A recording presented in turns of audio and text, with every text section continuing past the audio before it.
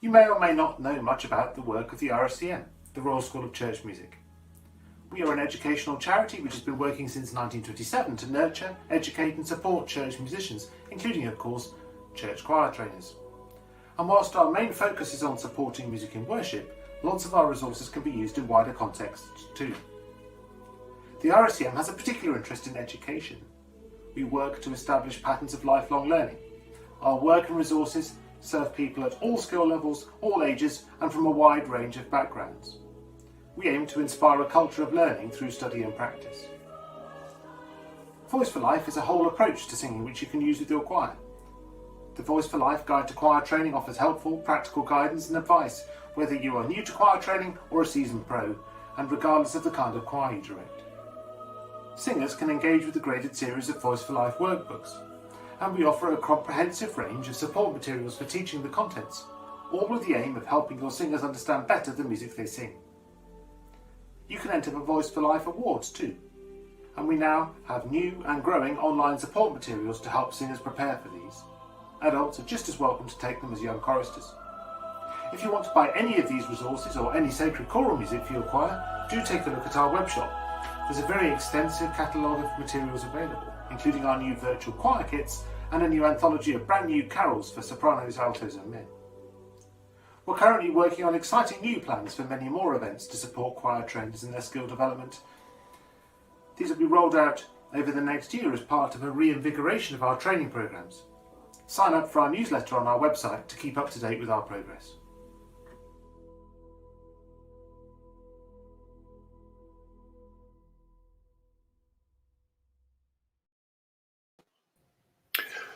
Good afternoon and welcome to today's RSCM Lunchtime Lecture. My name is Tim Ruffer and I'm Head of Publishing at the Royal School of Church Music, a position I was appointed to by today's guest some 19 years ago. So it gives me particular great pleasure to warmly welcome Professor John Harper. John has had a lifelong career in church and choral music, starting as a chorister at King's College, Cambridge, under the direction of Boris Ord and Sir David Wilcox. He was organist and informator choristarum at Magdalen College, Oxford in the 1980s, and he directed the music of St Chad's Cathedral, Birmingham, and the Eddington Music Festival in the 1970s. He held the chair in music at Bangor University and was Director General of the RSCM from 1998 to 2007. John was the general editor of the Music for Common Worship series of publications and is the author of a book on most music students' reading lists, The Forms and Orders of Western Liturgy from the 10th to the 18th Century, a historical introduction and guide for students and musicians, otherwise known as Harper. He is also a canal boat enthusiast. Thank you for joining us, John. Very good to see you. Thank you very much. Am I allowed to start now? No, I've got a little bit more to say, I'm afraid. Oh, right. Okay. The lecture itself will last approximately 40 minutes. Please do use the YouTube chat feed to tell us where you are joining us from and to ask questions. If you are watching on Facebook, you can use the comments in the same way. We would love to hear from you, and it's a great chance to engage with us and with John. At the end of the lecture, I'll also be giving out this week's code for any non-RSCM members who want to take advantage of our offer to become an individual member of the RSCM for a year at a 10% discount. This code will only last until 5 p.m. next Thursday. And finally, before we get started, this lecture is free to watch and engage with, but we encourage you to consider making a donation in appreciation. We are a charity, and we rely on the generous support of individuals like you to support church music and musicians. So, John, now over to you. Thank you very much. It's very nice to be able to join you for this, complete with a picture of Salisbury Cathedral, if I bow down, given to me by the staff of the RSCM when I left, which hangs behind me. So we're talking today about the Chapels Royal of Charles I and Henrietta Maria, and it's a good moment to do that because Charles I was executed on the 31st of January 1649, so Sunday will be the commemorative day. Now, by then, his wife, Queen Henrietta Maria, and her children had escaped the country. And until the Civil War, both king and queen had their own large household, and within each household, a chapel royal. And those two chapels royal between 1625 and 1642 are today's subject. But just a bit of context first. Charles I, like our own queen, did not expect to be monarch. King James I's elder son and heir was Henry.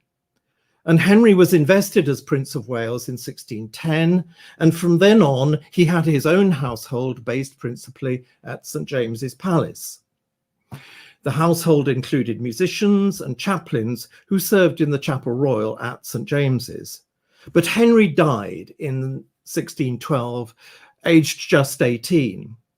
So his younger brother Charles became heir.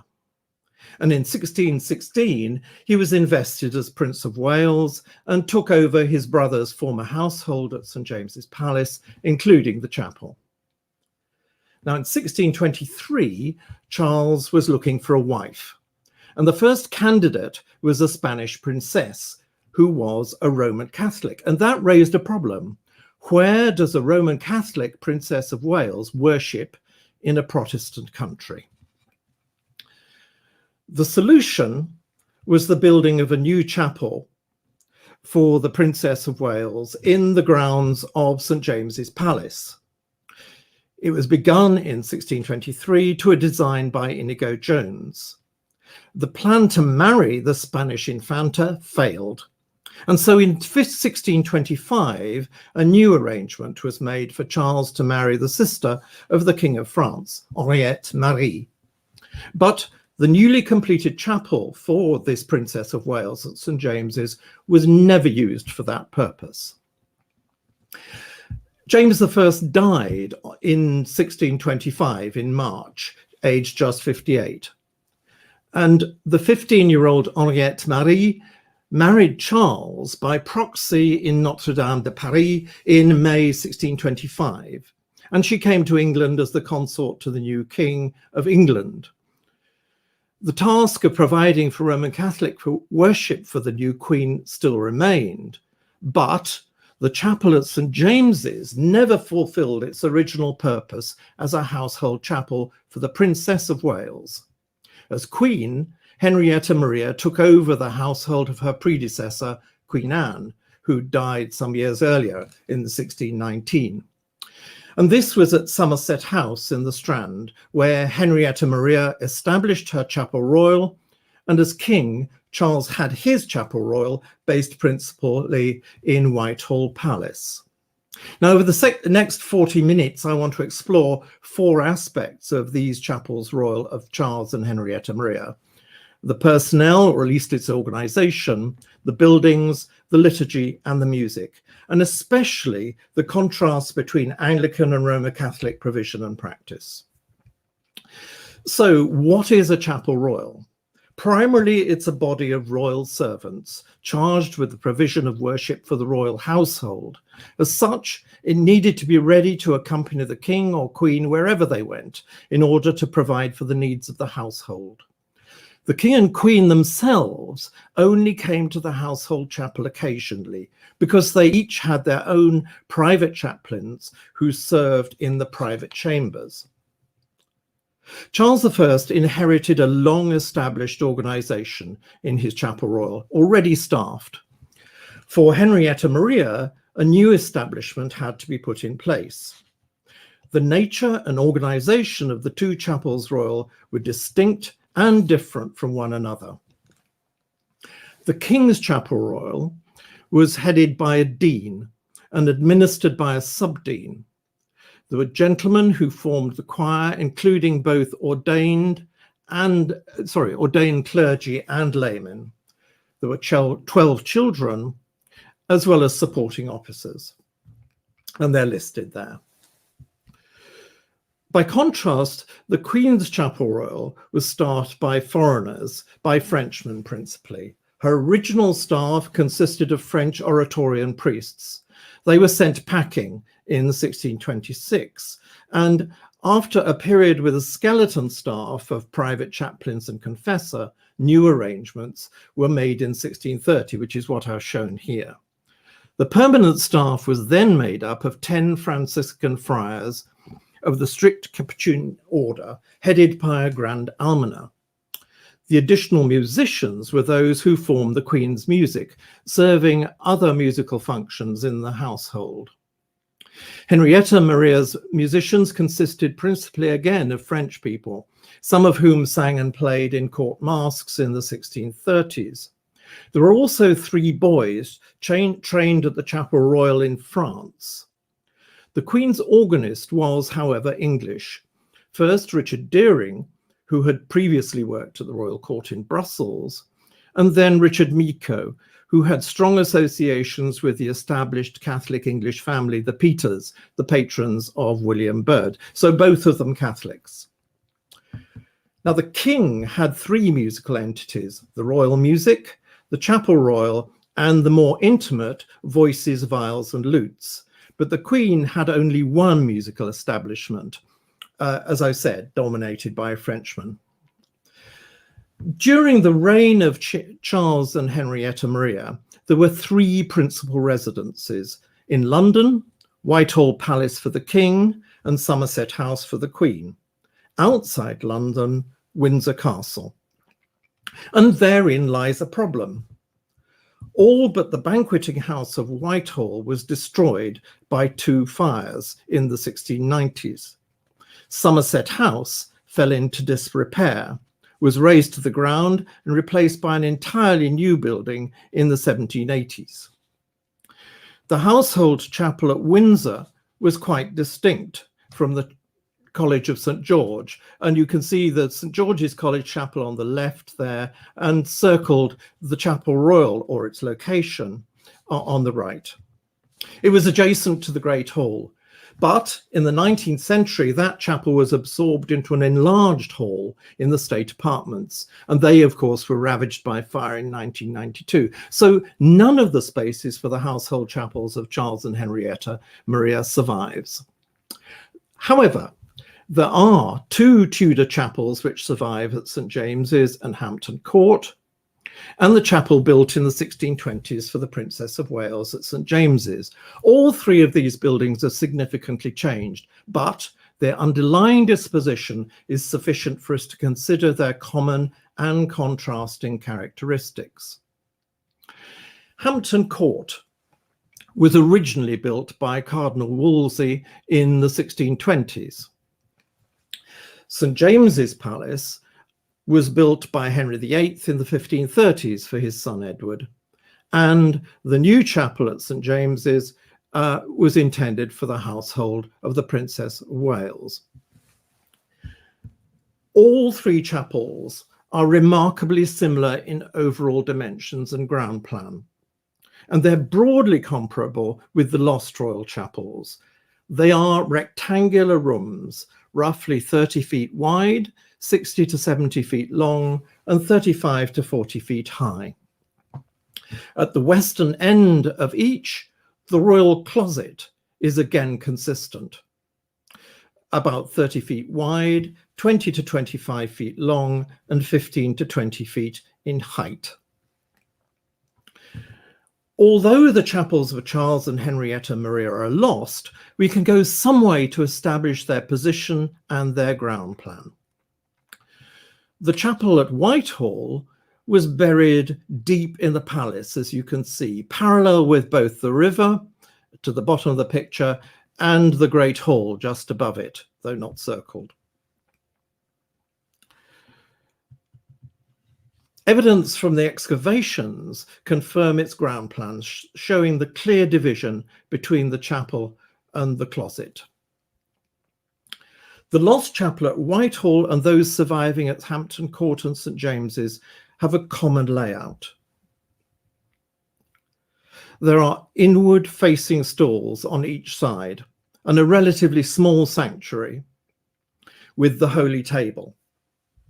Above the entrance to the main chapel is the royal closet, shaded grey there, at first floor level. This is fundamental to the nature of the King's Household Chapel. Downstairs, the subdean, gentlemen and children conduct the services as royal servants on the servant floor, ground level.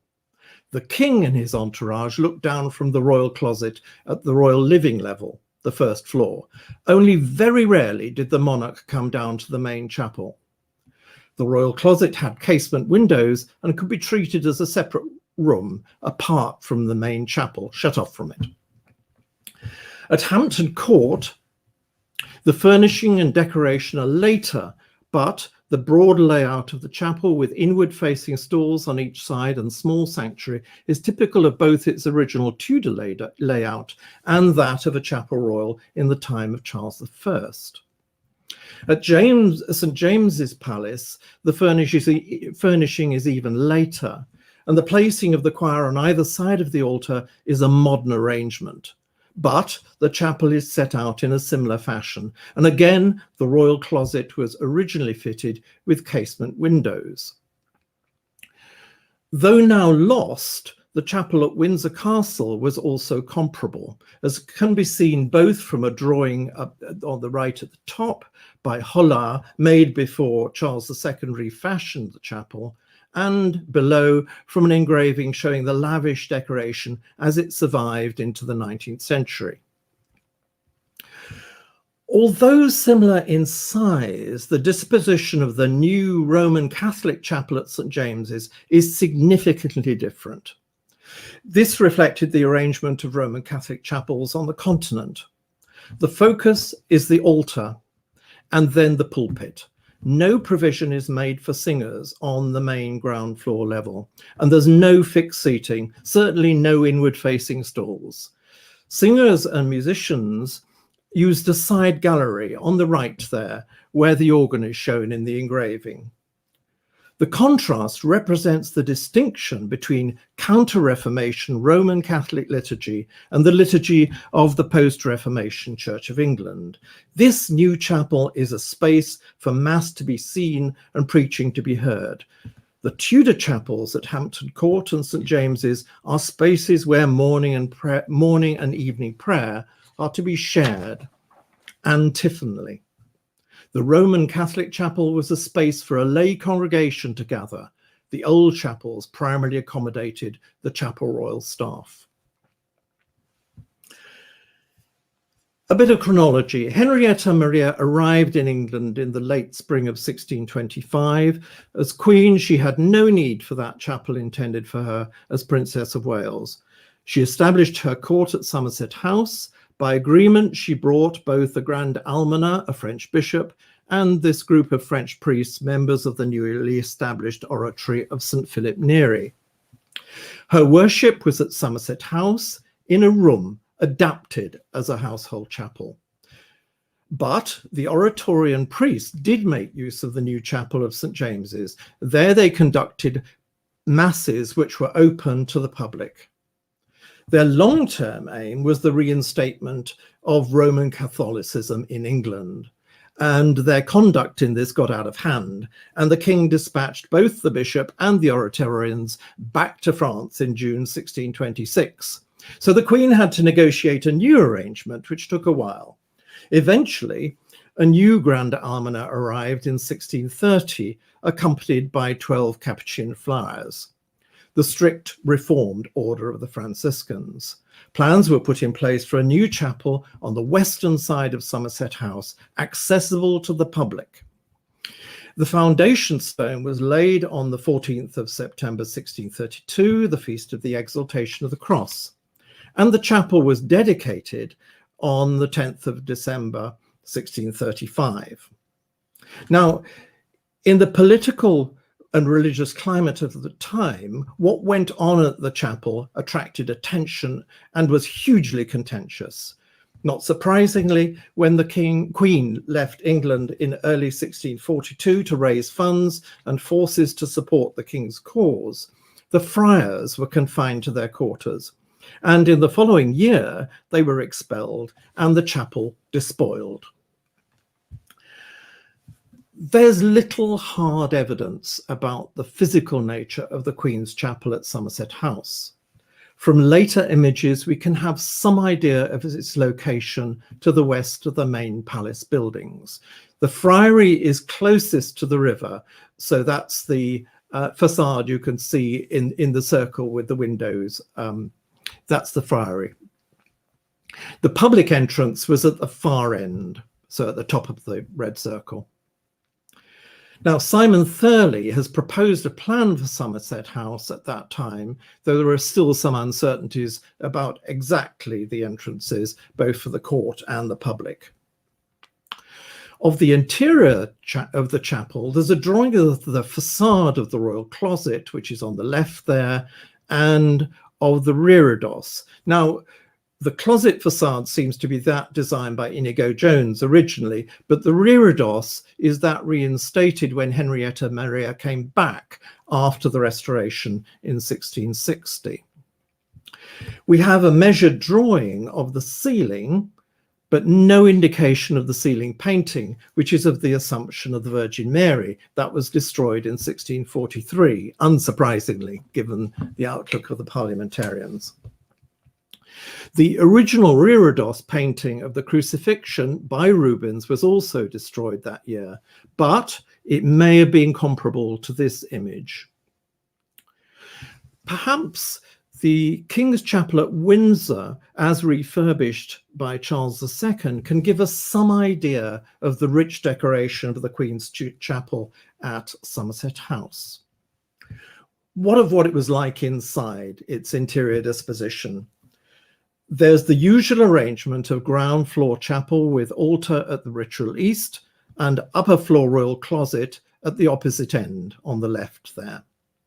But there are 3 additional spaces. To the far right, beyond the altar, is the substantial vestry at ground level, and above it, the choir area for the friars. On the ritual north is a gallery with access to the main house. On the ritual south is a gallery for singers, musicians, and organ. Below each of these galleries, there was one altar. The pulpit was probably on the ritual south, where I've shown it as just in writing there, facing both the closet and the gallery with access to the house. Certainly, it seems to have been there in the 18th century. And there will have been confessionals, perhaps in the 2 side chapels underneath the galleries. The King's and Queen's chapels were therefore significantly different. The King's Chapel, located near the Great Hall at Whitehall and Windsor, at the heart of the palace complex, with ground floor access for members of the household and upper level closet for king and courtiers. The Queen's Chapel at Somerset House, a new chapel built on the periphery of the royal lodgings with public access as well as access for members of the household, but again with an upper level closet for the Queen and her courtiers. The King's Chapel, staffed by the gentlemen and children, with both clergy and lay singers, and collegiate format on the floor of the chapel in stalls, the clergy going to the altar when necessary, and an organ on a gallery, perhaps above one of the vestries. The Queen's Chapel, staffed by Capuchin friars, reciting office and mass from an eastern gallery, with the celebrant and the service at the altar in the main chapel, and singers and other instrumentalists in the side gallery. The distinctions and the disposition of the chapels are also found in contrasting patterns of worship and music. And I'm going to explore the liturgy and music of the Queen's Chapel first. Now, we're helped by evidence recorded by one of the Queen's friars, Cyprien de Gamache. His narrative provides a first-hand description of the liturgy and devotions in the Queen's Chapel at Somerset House. Now, while it may not be objective, it includes helpful facts. On Sunday and on festivals, there was Mass in the morning. In the early afternoon on Sunday, Vespers was followed by a sermon, which, as at the King's Chapel, lasted up to an hour and was based on the Gospel of the day, and then Compline. On weekdays, there was weekday mass early from 6 a.m. to 12 noon. This was also the practice at the French Royal Chapel, and one may ask how far Henrietta Maria sought to replicate the practice in her brother's court in France, albeit in very different religious and political circumstances. And on Saturday, there was Litany of the Blessed Virgin Mary. And as Cyprien de Gamache reports, in inverted commas, other reverential services sung most solemnly. Now, we can reasonably assume that the friars recited the daily office services on weekdays in their first floor choir.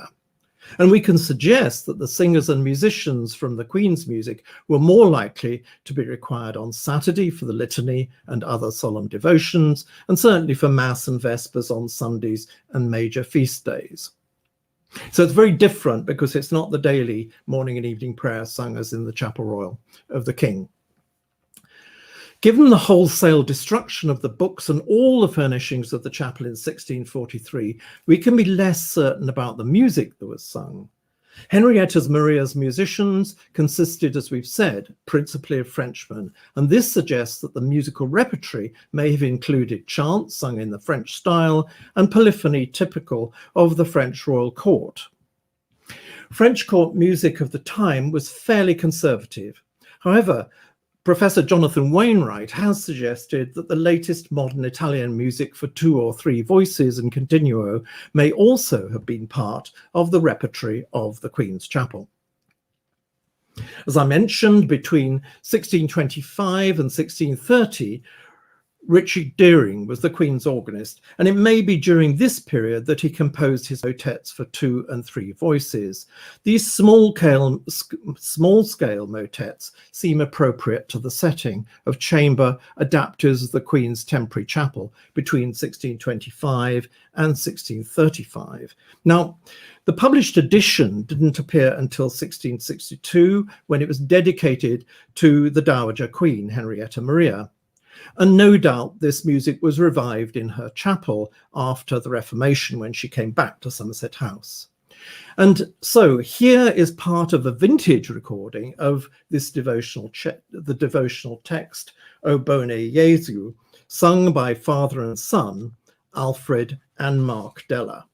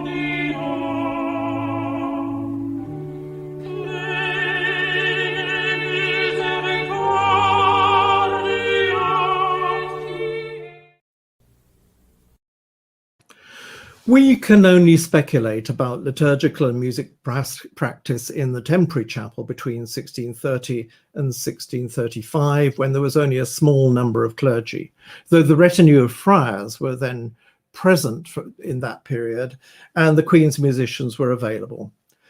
Did the friars sing parts of the office or the proper of the Mass to plain song on Sundays and feast days? If so, the Queen may have brought chant from the French Royal Chapel. A recent discovery of a beautifully decorated manuscript records the chant used a few decades later at Versailles, and there's no reason to suppose that it was significantly different from that sung in the 1630s in France and perhaps in Somerset House too. After 1635, the friars and the musicians had the new chapel. Friar Cyprien de Gamache provides 2 important pieces of information about Mass at the consecration of the new chapel on the 10th of December 1635 and about Sunday Vespers. At the inaugural Pontifical High Mass, the ceremony and the music were exceptionally lavish, overlaid visually by a special theatrical set above the high altar. This was made by the Flemish sculptor François Dieusart, creating a great trompe-l'œil of the heavens. So the 8-part music of the Mass seemed to be sung and played by the cherubs and angels in this theatrical set, rather than by the singers and musicians who were hidden behind it in the gallery. This was most likely music from the French royal household. Just possibly, it was the Mass for 8 voices composed by Nicolas Formet, who had served in the French Chapel Royal from before Henrietta Maria's birth, and had from 1609 been submaster of the chapel music.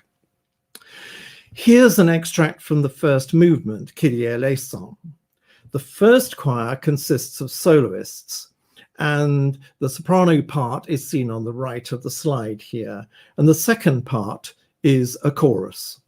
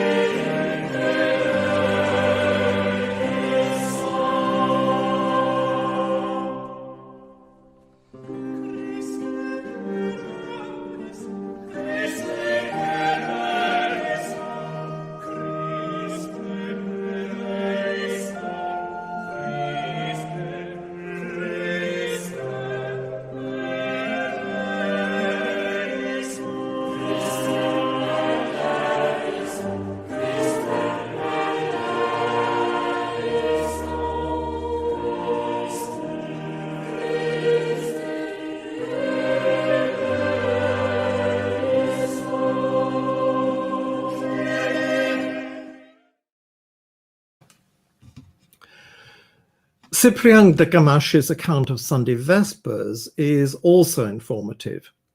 The friars and the Queen's musicians sang Vespers in alternation from separate galleries. So what was the nature of the alternation?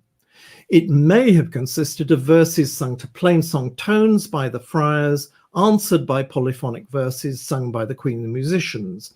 Or it may be that both friars and musicians sang alternately in Faubourden. Continental examples of both these kinds of performance survive from the period and earlier. It's not possible to offer an example of Vespers music as it might have been at Somerset House, but Compline will almost certainly have been followed by an antiphon to the Virgin Mary. And once again, I'm going to draw on music from the French Royal Chapel. Eustache de Croix was the predecessor of Nicolas Formet at the French Royal Chapel, and he composed the setting of the Marian antiphon, Salve Regina Misericordia, Hail Queen of Mercy. It's set for 2 choirs who sing in alternation and never together. The top voice of the choir appears on the left-hand side of the screen, though it's rather small, I'm afraid, unless you've got a very big screen. The tenor part of the second choir appears on the right-hand side. One might imagine them singing from galleries on either side of the chapel.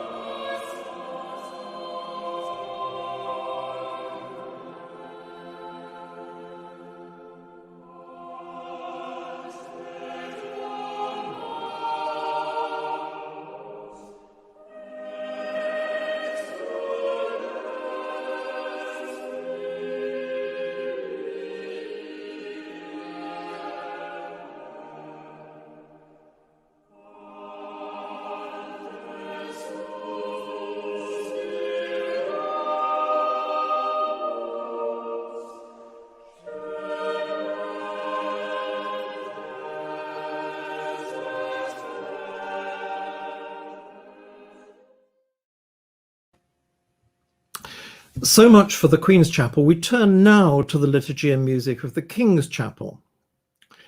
The Chapel Royal, as we've said already, sustained daily sung services of morning and evening prayer. And on Sunday, there was an extended sermon after morning prayer, which is generally what the King came to rather than the service itself. And that was the normal pattern, though on some days the litany will have been sung. On a few Sundays and festivals, morning prayer will have been followed by the service of Holy Communion. But the choir only provided music as far as the Creed. Although there were around 32 gentlemen, they were not in attendance as every day. In 1626, the new Dean of the Chapel Royal, William Laud, drew up terms of service for the gentlemen. On Sundays, holy days and greater festivals, including the 12 days of Christmas, all were to be present at morning and evening prayer. They were also required on the eve of certain festivals. On working days, there was to be a competent number. At morning and evening prayer, attendance on these weekdays was on a monthly rota. There were also periods when there were no weekday services. For 3 months between the end of June and the end of September, and for around 9 other weeks during the year, further complicated by weeks when the court was moving or when the king was not resident at a house with a suitable chapel. The categories of different levels of attendance also implies different scales of music. On weekdays, when there's just a competent number of gentlemen with the children, one might assume fairly functional music, syllabic settings of the canticles, what we know as the short services, and psalms probably chanted to the old plain song tones. And on Sundays and holy days, with all gentlemen and children present, fuller musical provision was possible. Perhaps some of the verse services and the large full services. Works then like William Byrd's second and third services, respectively. Then on principal feasts, Christmas, Easter, Pentecost, and great royal occasions, the most elaborate music, probably supported by wind instruments. Works like the Great Service by William Byrd and Thomas Tomkins' third service.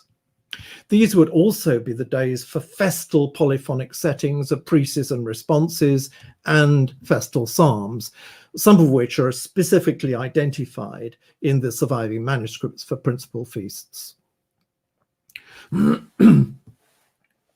We can trace these polyphonic distinctions through a series of musical examples.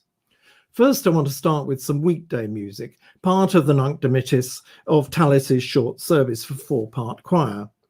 Now, although Tallis had died 40 years earlier, the English church music he wrote was still being sung, becoming established as part of the canon of polyphonic church music.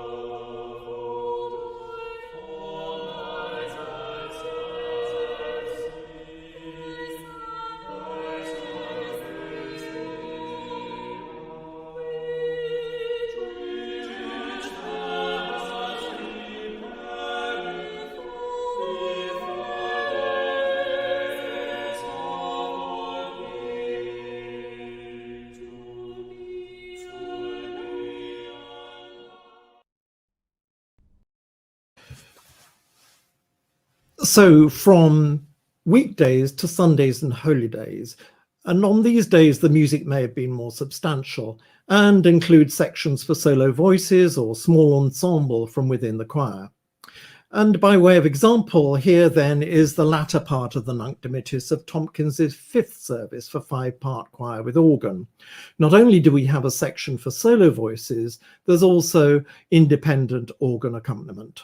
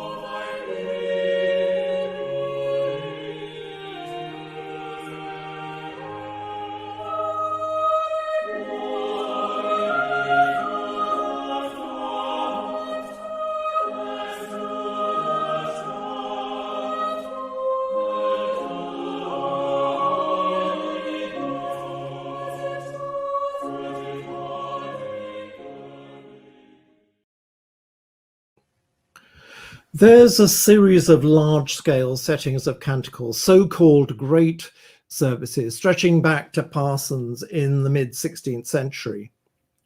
And one of the most outstanding examples is the great service of William Byrd. You can imagine the delight of some of the most talented church musicians of the day sharing this highly complex, challenging, and in parts dramatic music. All of those elements can be heard in this extract from He Has Scattered the Proud. And I picked a recording which actually not terribly dramatic, but it does demonstrate another dimension of the great feast of the Chapel Royal, the use of wind instruments doubling the voice parts.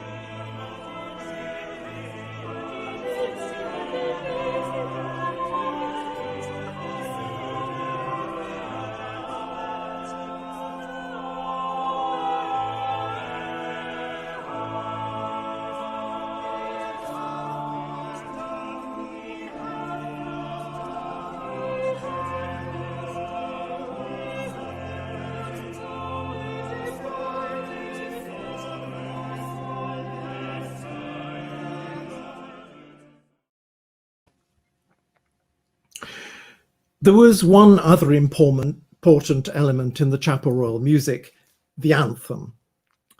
The anthem was not technically part of morning or evening prayer. It was allowed by the injunctions issued by Elizabeth I in 1559 for such as delight in music.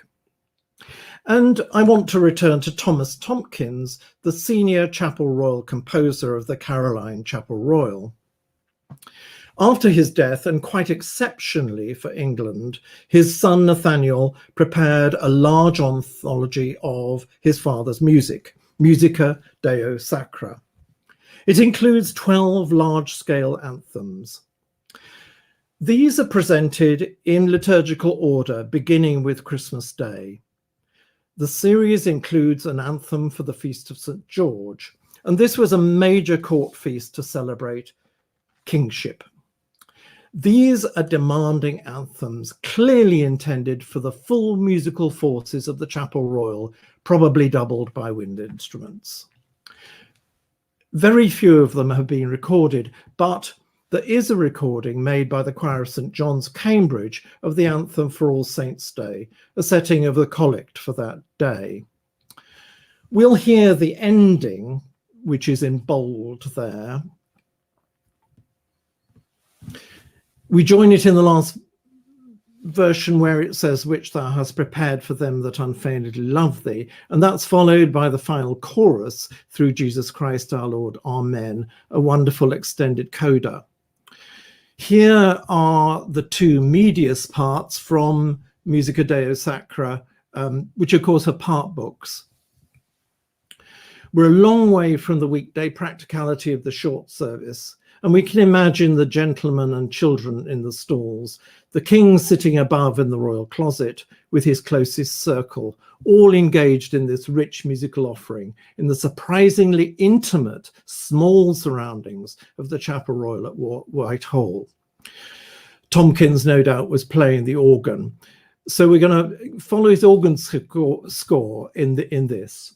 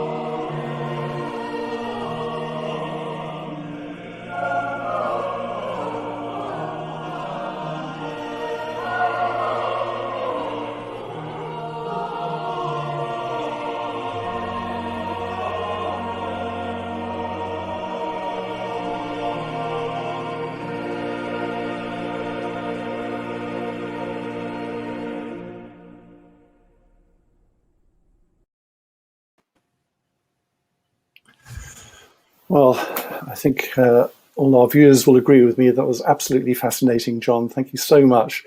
A wonderful lecture.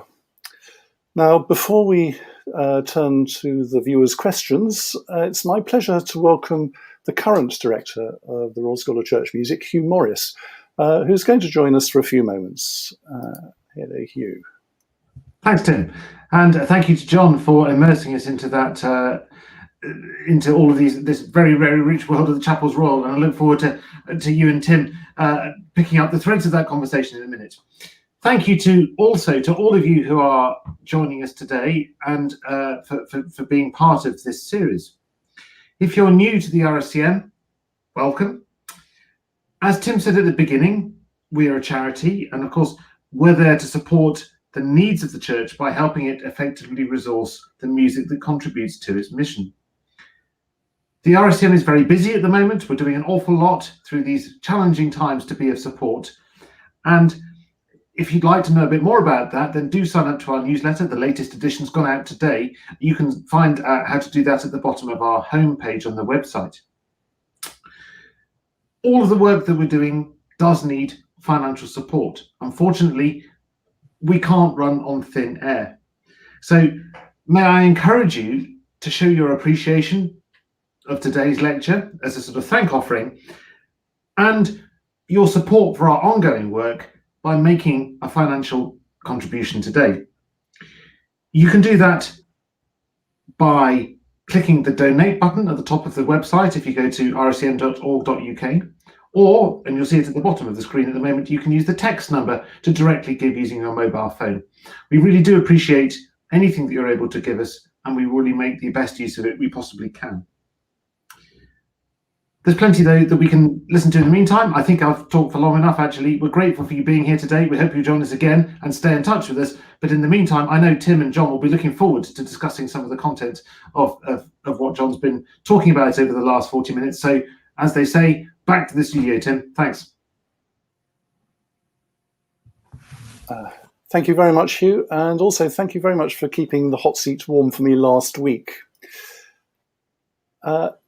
As Hugh says, do please show your appreciation for this lecture, if you can, by texting or going online to make a donation. And if you want to use our membership offer, this week's code is X3SUPR, and that'll expire at 3 p.m. next Thursday. Now, finally, before we get on to your questions, and I want to see some more questions coming in, please, folks, next week's lecture will be given by Patrick Russell, who will be talking about Sir Richard Terry and the music of Westminster Cathedral, 1912 to 1922, and its influence on a host of 20th century composers. So, John, let's see what we've got. We've got a big hello from Tim McQuibbin, so that's somebody I know that John knows. Yes, Gary Humphreys. Why do you think has so little of Tomkins' music been recorded? I think there's also why has often so little of Tomkins' music gets sung, though, of course, my predecessor at Magdalen was a great champion of Tomkins and edited it.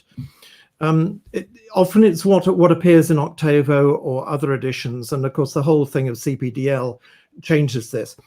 In terms of those big Chapel Royal anthems, they're hugely demanding. I mean, we joined that about 8 minutes in for the last 2 minutes, so they're sort of big pieces to learn and sing, and as complex verse anthems, then it's really vocally quite demanding.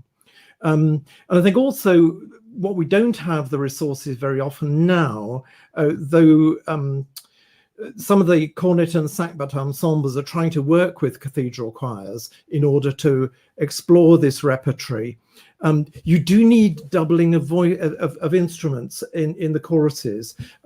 People often think that was just invented in 1660 when there was a shortage of trebles. And perhaps after the lockdown, we'll need cornets and sackbuts again as people get back in voice, though not after 17 years silence, hopefully. But the it was very much a thing for festivals from the 1620s on. You find in cathedrals and places, collegiate chapels like Magdalen paid instrumentalists to come in on the great festivals for these big pieces. Excellent. Question from Michael Grave. Was there any transfer of musicians between the chapels? Who was playing? I mean, I think it's probably instrumentalists, quite possibly. I doubt it's going to apply so much to the singers, but who knows? I mean, when you had that big consecration of the new chapel, whether people were borrowed, whether some of the Chapel Royal boys augmented the three children. If it really was a mass like that Forme Mass, where you got children on both sides in the two choirs of soloists, and then possibly the list that, I mean, the wonderful source for all this information of who was where when is Andrew Ashby's records of court music in this period, which is a huge mine, but I'm not aware of payments that being made across things, but it's worth exploring. Okay, still wanting some more comments through, please. Questions, keep them coming. One from me. What's happened to the chapels royal during the Commonwealth? Right. You said that, Okay. Yes. The Catholic one was disbanded, but what would the? Okay. Well, everything gets disbanded. Look at poor old Tomkins writing keyboard music in despair in Martin Hussingtree near Worcester, and there is it a Fantasia for these sad times? I can't get the exact title. What happens is that in 1642, when Charles has moved out of London, then really things have collapsed. And of course, by that time, a lot of cathedral choirs have stopped singing, and the suppression, though they don't, English cathedrals are the hardest thing for Parliament to dissolve. It takes them until, I think, into 1650 before they finally get rid of them. They got rid of everything else before then. Yeah, they go to Oxford, and the king occupies Christchurch and the queen occupies Merton. And very interestingly, and Joe Wainwright's done a huge amount of work on this, there's a lot of Italian music in Christchurch Library still.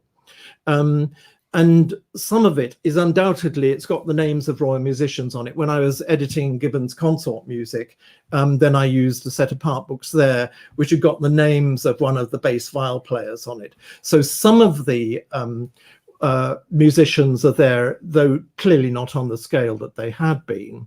And there's a lot of Italian music in that collection, in some of it secular, and this is where some of this chamber music, people like Grandy, would have been very appropriate, particularly in the Queen's Chapel in Merton. So that may be what was going on. Also, there's William Child was in Oxford at that time, and he wrote some Latin music. So it may be that there's a sort of small body of people able to sustain choral music. And then, of course, it's all gone with the royal family. In exile, and the king obviously beheaded after 1649, and these places are silent. And of course, the Chapel Royal in Somerset House has been despoiled and has to be put back together again. I mean, the word restoration really does mean restoration. The systematic way in which things were put back, including musical repertory, which kind of establishes the canon. And you can see Nathaniel Tomkins being part of that in doing his father's music. Hugely costly enterprise that must be to kind of produce almost a complete church music. But that sense of we must recover it all and re-establish it. You've obviously Tomkins was very big in Charles I's time. I mean, I was interested. They're still using Tallis and obviously Byrd, but were there any contemporaries of Tomkins in Charles I's time whose compositions were used extensively?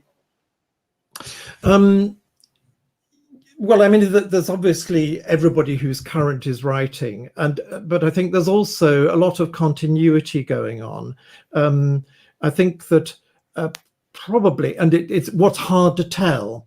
Well, the first thing is we don't have any manuscripts surviving from the Chapel Royal, but there's a collection of part books at Durham, which when John Cosin, who's a great friend of the royal family and of the younger Charles in particular, he clearly instigates very much royal practice there and royal repertory. And similarly at Peterhouse, where again he was master, he establishes a repertory there, and there's some stuff at York. So what we're trying to, in this, you're trying to think what might be the repertory of the Chapel Royal. We can be fairly sure with Tomkins. The lesser people, obviously the people like Child coming through, and there are people who are going to live on into past, and the younger, there's a younger Gibbons, Christopher Gibbons, of course, is around. And sadly, Orlando, of course, caused a panic because they thought he'd got the plague when he died in Canterbury in 1625, when Henrietta Maria was met by Charles I, and there's a great investigation as to what on earth was going to go on, whether the king and queen were now going to catch the plague. Question from Alan Smith, who was one of your students at Bangor. Did any of the English church musicians from this age join the French court? I think I don't honestly know. You have to talk to Edward Higginbottom about music in France. I think what was interesting when I was researching this was to realise the strong connection of Henrietta Maria still with her French roots, and to try and speculate about what representation there is. I mean, I guess it very likely, in the same way that Henrietta Maria was established in France and people like John Cosin were with her, and Charles, well, yes, he was Charles II, I suppose, after his father died, even if he hadn't been crowned, we're out there. So I think it's quite likely you've got a household moving back to France, but I don't know the documentary evidence. Another question from Michael Grave. You mentioned restoration of the music, but was there any new innovative music on restoration? Oh, absolutely. Charles II, of course, I mean, you hear it a bit in the contrast between that, particularly the Nicolas Forme Mass and Tomkins, where the sense of a much more embellished style, and you hear it in the Deering a bit. And of course, it's this famous thing which John Evelyn, and in his diary, complains about the new anthems, the French fantastical light way, more suiting to a tavern, an alehouse, than the chapel. I haven't quite got the... What's interesting, I've been through the whole of John Evelyn's diary, and that's the only time he talks about the Chapel Royal music. He always notes down what the sermon text was, but not the music.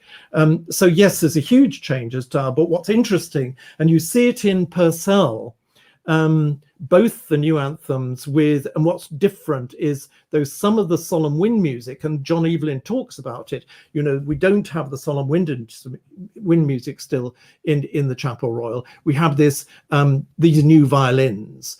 Now the whole debate about strings and church music and how to perform, for instance, Gibbon's anthems, whether they're domestic music or not, is up for debate, and Bill Hunt is exploring some of that in his research at the moment. But Purcell, you've got things like the funeral sentences, Remember Not Lord, and Hear My Prayer, that wonderful 8-part fragment of a big anthem in the old style, quite deliberately, and then his verse anthems in the new style, and something like Purcell in G minor, sort of having halfway between the two.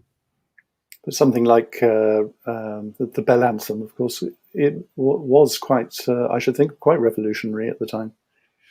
Not least, of course, to have bells ringing, and one forgets that change ringing was very much a thing of the early English 17th century, coming in at that time.